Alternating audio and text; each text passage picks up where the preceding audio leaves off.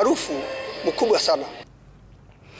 Na mwaniaji wa chama cha UDA wodi ya Chewani katika kaunti ya Tana River, Sophia Maro, ametangazwa mshindi baada ya kuzoa kura 1427 dhidi ya mpinzani wake wa karibu Barakatu Guyo wa chama cha Ford Kenya aliyepata kura 1352. Idadi hii ni chini ya nusu ya wapiga kura wote wa wodi hiyo iliyoachwa wazi na aliyekuwa mwakilishi wao Hamisi Deye aliyefariki baada ya kuhusika kwenye ajali mwezi Juni mwaka 2023.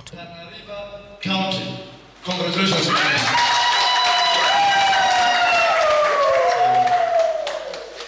Thank you, Madam Sophia.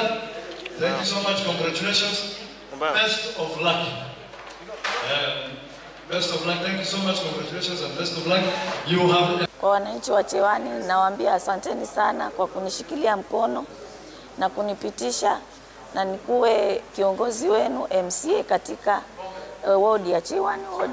Na ninawahakikishia ya kwamba tutafanya kazi pamoja bila ubaguzi wa rangi ama dini. Nitawafanyia kazi na mtafurahia kama kiongozi wenu.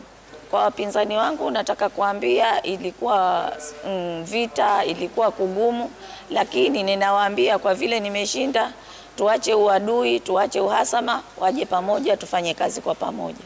Takriban miaka miwili hatujakuwa na kiongozi.